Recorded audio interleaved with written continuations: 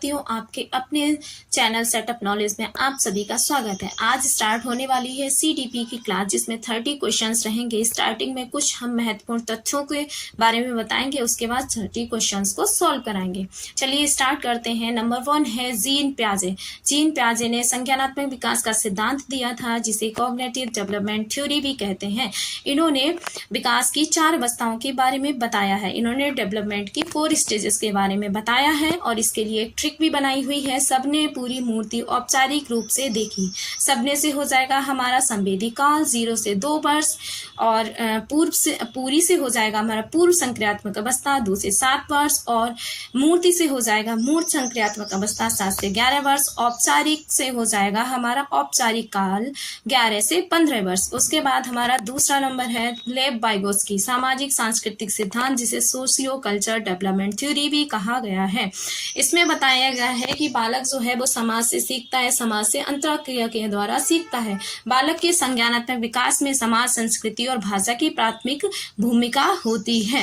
इन्होंने एक ZPD भी दिया है, समीपस्थ विकास का सिद्धांत, जिसे जोन ऑफ प्रॉक्सिमल डेवलपमेंट भी कहते हैं। इन्होंने एक टर्म दी है स्कैफोल्डिंग।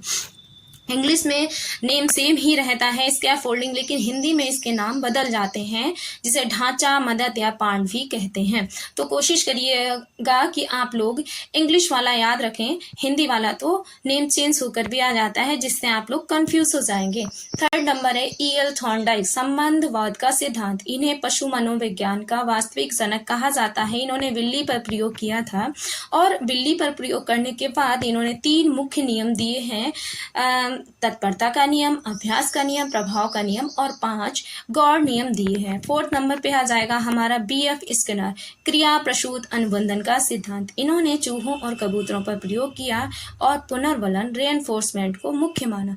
नंबर 5 है हमारा लॉरेंस कोहलबर्ग नैतिक विकास का सिद्धांत, यानी मोरल डेवलपमेंट थ्योरी। इन्होंने हिंज की दुविधा के अनुसार नैतिक विकास के 3 स्तर और 6 अवस्थाएं दी हैं। उसके बाद है बुद्धि लब्धि IQ formula. IQ equal to MA/CA into 100. MA it means mental age, CA equal to chronological age into 100. मानसिक आयु बटे वास्तविक आयु गुणे 100। उसके बाद हमारे स्टार्ट होते हैं क्वेश्चंस। नंबर 1, जीन पियाजे के अनुसार बच्चा किस अवस्था में वस्तु स्थायित्व यानी कि ऑब्जेक्ट परमानेंस का गुण प्रदर्शित करता है? तो नंबर 1 है हमारा संवेदी गौमक अवस्था, ऑप्शन B पूर्व संक्रियात्मक अवस्था, ऑप्शन C मूर्त संक्रियात्मक अवस्था, ऑप्शन D औपचारिक संक्रियात्मक अवस्था। तो इसका राइट ऑप्शन हमारा क्या हो जाएगा? संवेदी गौमक अवस्था, जिसकी एज रहती है 0 से 2 ईयर, जिसकी एज क्या रहती है? 0 से 2 ईयर। उसके बाद हमारा नेक्स्ट क्वेश्चन स्टार्ट होने वाला है।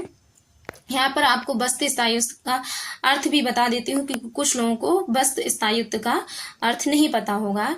इसका अर्थ होता है वस्तु आंखों के सामने ना होने पर भी उसे अस्तित्व को स्वीकार करना। जैसे बच्चे ने अगर कुछ भी चीज देखी है तो आप उसे कहीं भी छुपा दो, उसके माइंड में वही चीज रहेगी और वो कहीं ना कहीं उस चीज को ढूंढ लेगा। ठीक है। उसके बाद हमारा क्वेश्चन नंबर 2, समीपस्थ विकास का क्षेत्र किसने दिया की अवधारणा किस मनोवैज्ञानिक के द्वारा दी गई थी? तो किसके द्वारा दी गई थी? जीन पियाजे, option B Lev Vygotsky, option C Lawrence Kohlberg, option D Jerome Bruner. तो हमारा राइट ऑप्शन क्या हो जाएगा? Lev Vygotsky. किसने दी थी? लेब वाइगोत्स्की ने। ठीक है। उसके बाद क्वेश्चन नंबर 3, क्वेश्चन नंबर 3 में क्या कहा गया है कि E.L. थॉर्नडाइक ने सीखने के कितने मुख्य या प्राथमिक नियम प्रतिपादित किए थे? तो मुख्य नियम कितने दिए थे? अभी आपको ऊपर फैक्ट में बताया भी था हमने। तो कितने दिए थे? 3 मुख्य नियम कौन से थे? नंबर 3। ठीक है, अर्थात ऑप्शन A। ठीक है। उसके बाद क्वेश्चन नंबर हमारा स्टार्ट होगा 4, बुद्धि लब्ध IQ की गणना करने का बिल्कुल सही सूत्र क्या होगा? तो हमारा इसका राइट ऑप्शन क्या हो जाएगा? MA/CA, यानी कि MA/CA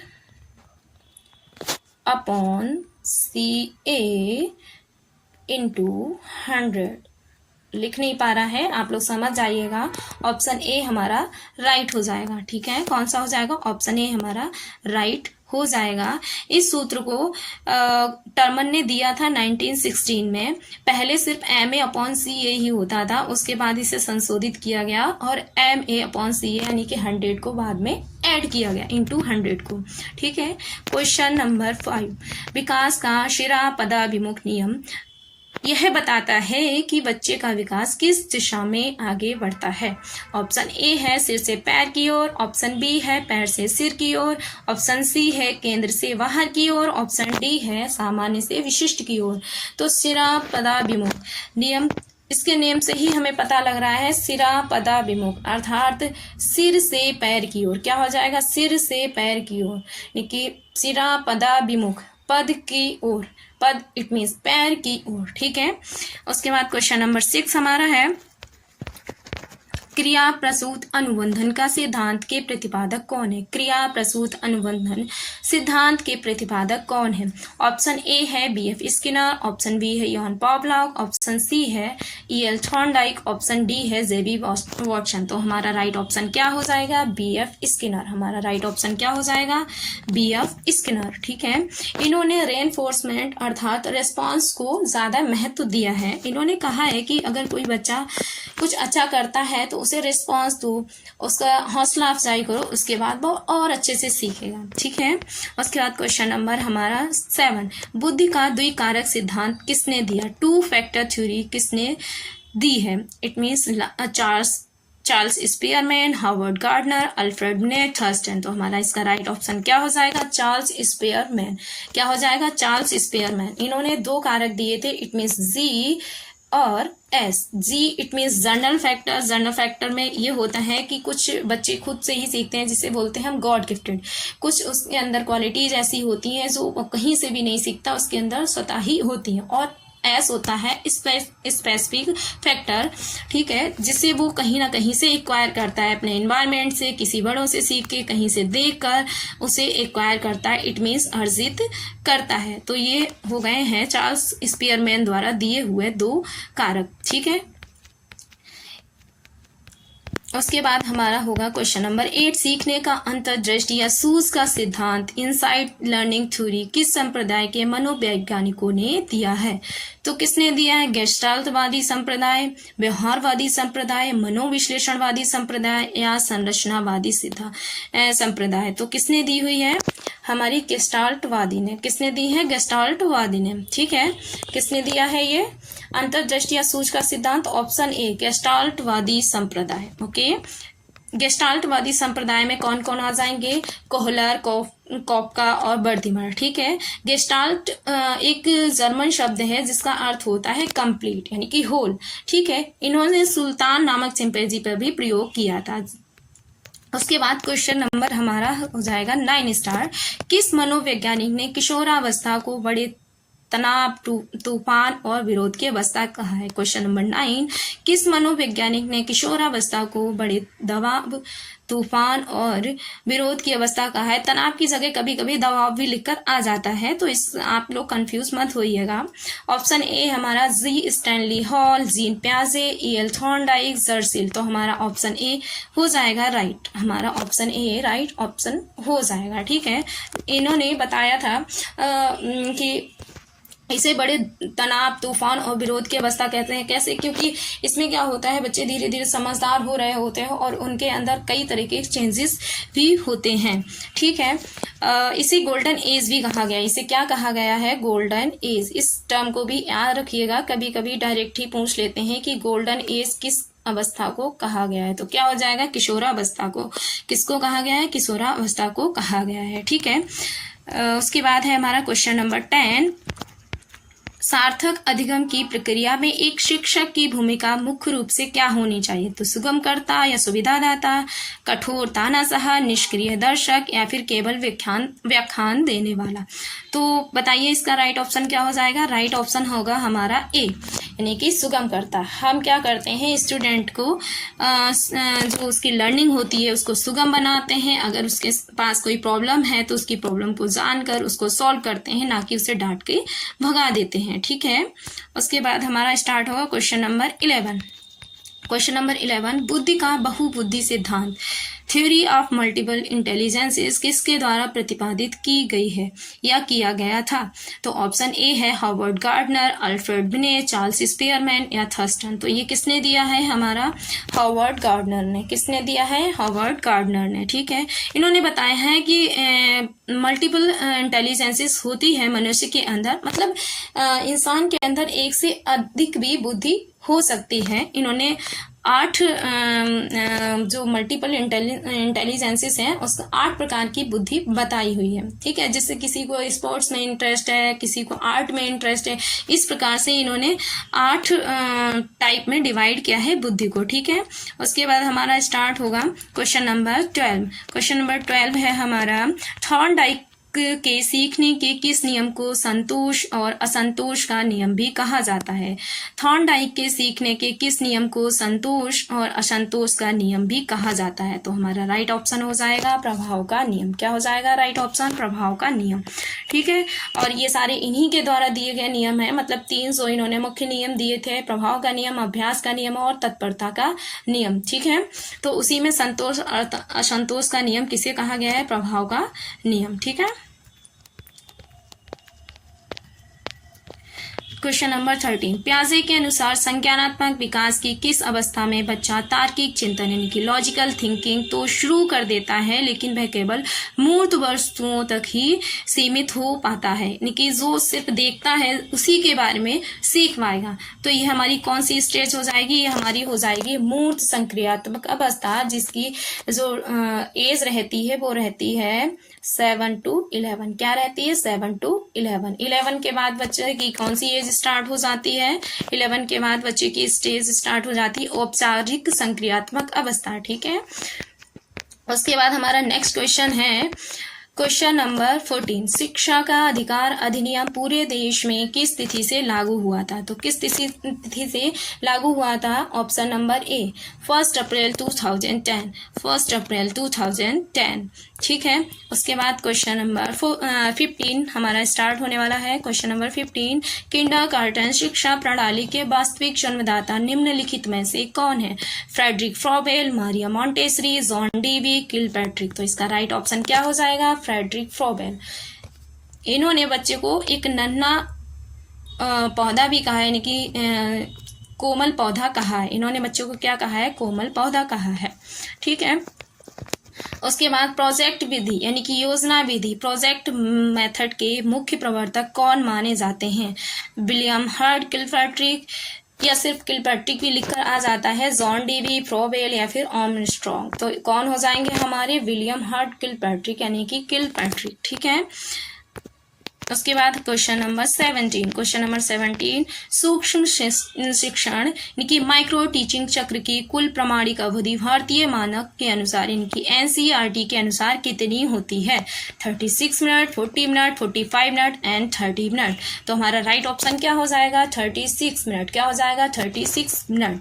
ठीक है, इसको 6 स्टेप्स में इन्होंने डिवाइड किया है माइक्रो टीचिंग को, जो 6 मिनट की रहती है। उसके बाद नेक्स्ट क्वेश्चन हमारा है क्वेश्चन नंबर 18, बुद्धि का प्रथम व्यवहारिक परीक्षण फर्स्ट प्रैक्टिकल इंटेलिजेंस टेस्ट 1905 किसके द्वारा तैयार किया गया? यानी कि 1905 में किसके द्वारा तैयार किया गया था?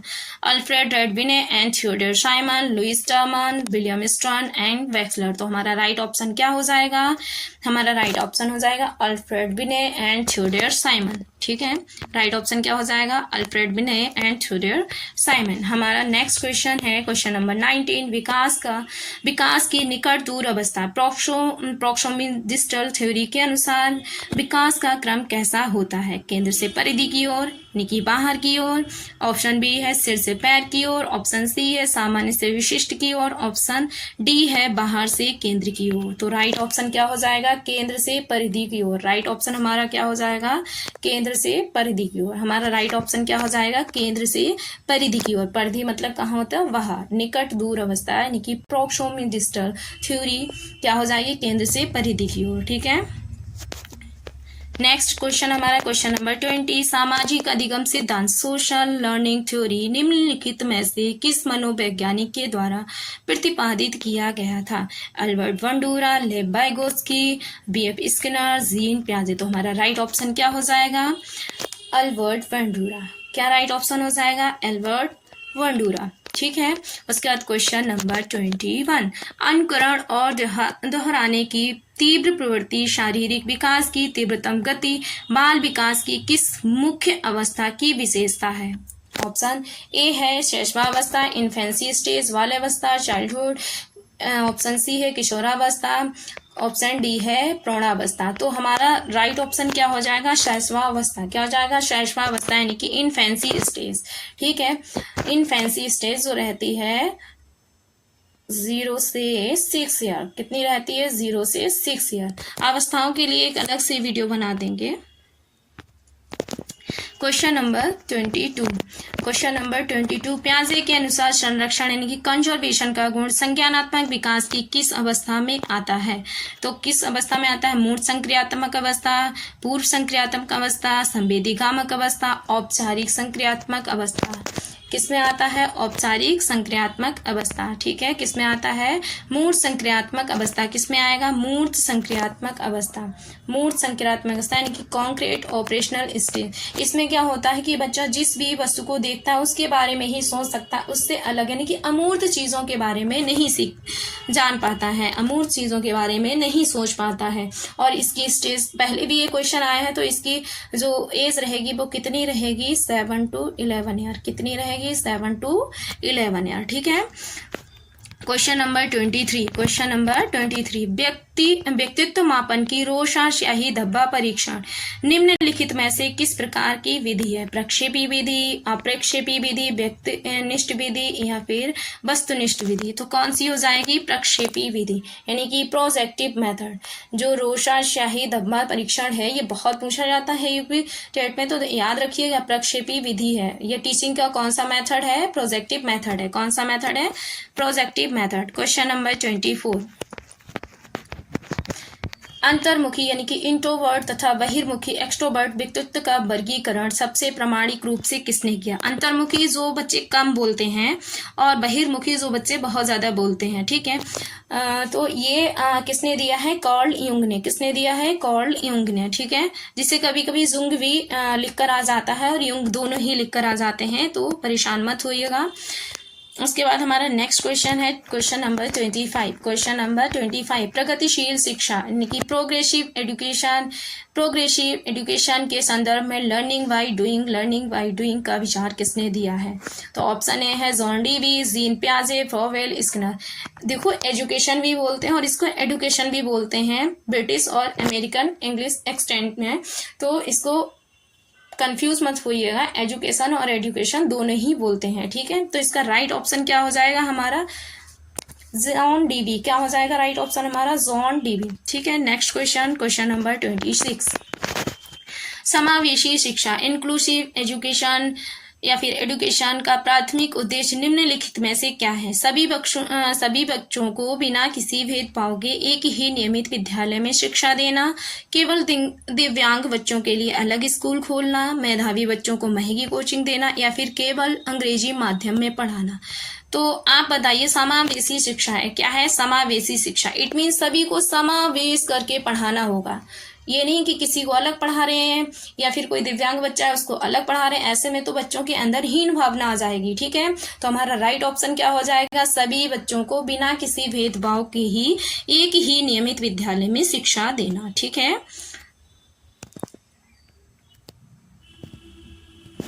नेक्स्ट क्वेश्चन है हमारा question number 27, theory of connectionism या प्रयास एवं त्रुटि का सिद्धांत का प्रतिपादन किसने किया है? तो E.L. थॉर्नडाइक ने। ये लिखा हुआ है E.L. थॉर्नडाइक, तो इसको कंफ्यूज मत होना। E.L. थॉर्नडाइक है, यॉन पॉवलॉग है, B.F. स्किनर है या फिर कोहलर है। तो हमारा राइट ऑप्शन क्या हो जाएगा? E.L. थॉर्नडाइक। ठीक है। हमारा राइट ऑप्शन क्या हो जाएगा? E.L. थॉर्नडाइक। क्वेश्चन नंबर 28, शास्त्रीय अनुबंधन सिद्धांत में पावलॉव ने लार टपकने की क्रिया को क्या नाम दिया है? अनुबंधित अनुक्रिया, अनुबंधित अनुक्रिया, स्वाभाविक उद्दीपक, कृत्रिम उद्दीपक। तो इसका राइट ऑप्शन क्या हो जाएगा? अनुबंधित क्रिया यानी कि कंडीशनिंग रिस्पॉन्स। ठीक है। क्या दिया है? Conditional response. क्वेश्चन नंबर 28, मनोविश्लेषणवाद यानी कि साइको एनालिसिस थ्योरी के वास्तविक जनक कौन माने जाते हैं? Sigmund Freud, Alfred Adler, Carl Jung, William James. तो इसका राइट ऑप्शन क्या हो जाएगा? Sigmund Freud. इसका राइट ऑप्शन क्या हो जाएगा? Sigmund fried. क्वेश्चन नंबर 30 क्या हो जाएगा? क्वेश्चन नंबर 30 बालकों के नैतिक विकास का सिद्धांत थ्योरी ऑफ मोरल डेवलपमेंट निम्नलिखित में से किसने दी है? लॉरेंस कॉलबर्ग ने, बीएफ स्किनर ने, अल्बर्ट बंडूरा ने, ईएल थॉर्नडाइक ने। तो ये तो फैक्ट में ही बताया था। ठीक है, तो हमारा राइट ऑप्शन क्या हो जाएगा? Lawrence Kohlberg. और इसी के साथ हमारा ये सेशन समाप्त होता है। प्लीज आप लोग चैनल को शेयर कीजिएगा, सब्सक्राइब कीजिएगा और पीडीएफ आपको टेलीग्राम चैनल पर प्रोवाइड करा दी जाएगी। ठीक है, धन्यवाद।